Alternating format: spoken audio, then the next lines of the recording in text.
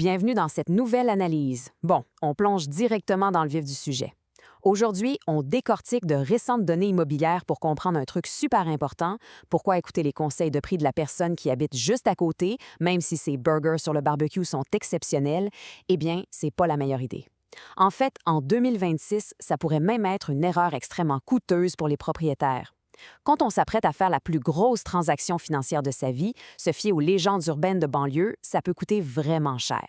Au menu de cette présentation, on va survoler 5 grandes réalités. On va passer par le piège de l'anecdote, le fameux mythe de la maison soi-disant identique, l'énorme fossé entre le prix affiché et le prix de vente réel.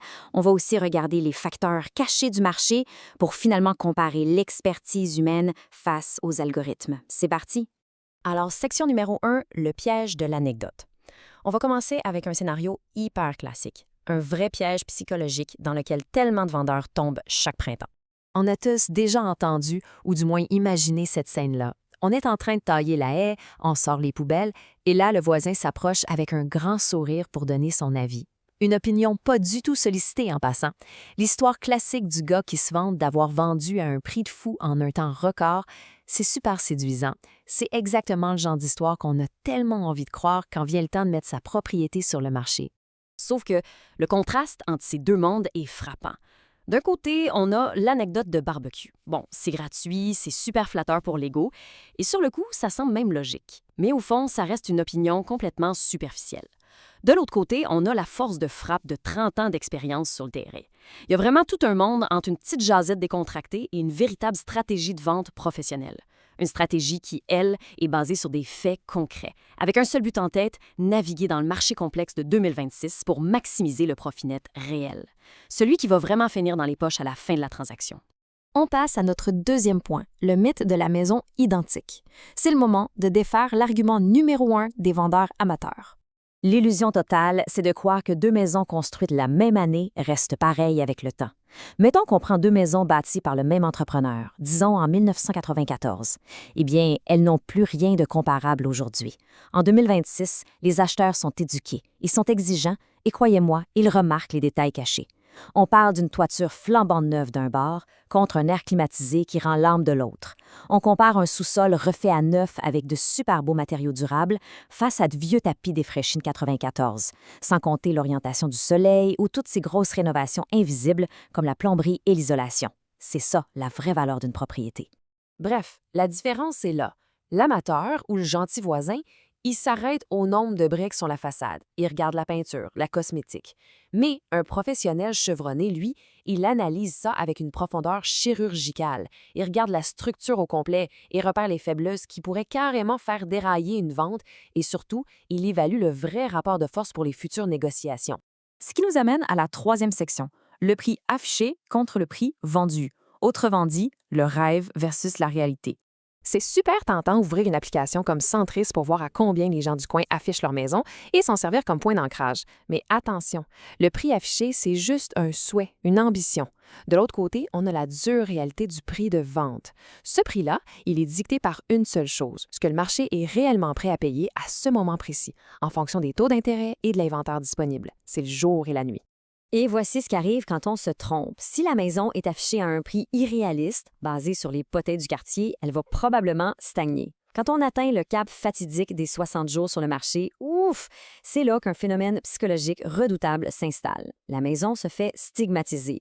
Les acheteurs la voient traîner sur les plateformes et deviennent super méfiants et se disent automatiquement « Ouais, il y a sûrement un gros problème de cachet pour que ce ne soit pas encore vendu ».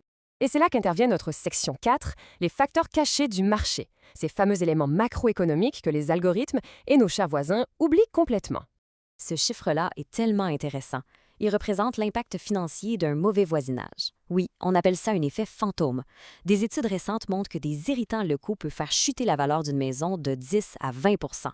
Imaginez, ça peut être une cour voisine hyper encombrée, des fêtards qui font un bruit d'enfer tous les samedis ou juste une rue où la chicane est prise.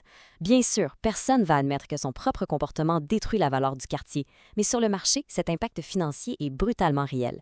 À l'inverse, une belle harmonie de quartier, c'est un levier de vente incroyable. Et puis, on a les forces macroéconomiques, qui sont carrément des moteurs de valeur. Prenons l'exemple de l'axe 2040 dans Vaudreuil-Soulanges.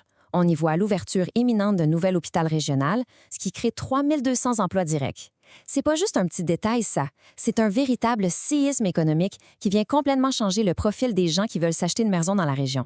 Ça veut dire que le produit à vendre vient de changer de nature. On ne parle plus juste d'une petite maison de banlieue bien tranquille. Non, la propriété se métamorphose en un actif stratégique majeur. Elle offre maintenant un accès ultra rapide à des soins de santé de pointe et une qualité de vie que les milieux hyper-urbains, comme le centre-ville de Montréal, ont de plus en plus de mal à offrir. C'est un argument de vente en or massif. Allez, on passe à notre dernière section, l'expertise humaine contre les algorithmes. C'est le grand affrontement entre l'intelligence artificielle et l'expérience sur le terrain. L'IA, c'est un outil fascinant. Ça peut nous cracher des milliers de chiffres en une fraction de seconde. Mais il faut vraiment se poser la question. Quand les enjeux financiers sont aussi énormes, qu'est-ce que ces machines automatisées ne comprennent tout simplement pas pendant une transaction? Eh bien, c'est simple. Elles n'ont aucune idée de l'élément humain.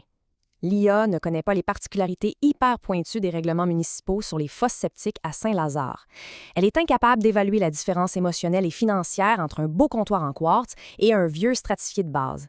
Mais surtout, aucun algorithme au monde n'a le doigté psychologique nécessaire pour gérer un acheteur agressif qui essaie d'utiliser un rapport d'inspection pour faire baisser le prix à la toute dernière minute. Cette capacité-là de régler les litiges et de lire la psychologie des gens, ça s'acquiert uniquement par la pratique sur le terrain. Donc, pour réussir dans ce marché ultra compétitif de 2026, il faut absolument passer d'une simple opinion de clôture à une vraie stratégie d'exécution. Ça prend 3 étapes incontournables. Premièrement, obtenir une évaluation ancrée dans des faits tangibles, sans les lunettes roses du voisinage. Deuxièmement, se battre un plan professionnel complètement sur mesure pour la propriété. Et troisièmement, déployer une stratégie précise pour maximiser la visibilité auprès des acheteurs sérieux.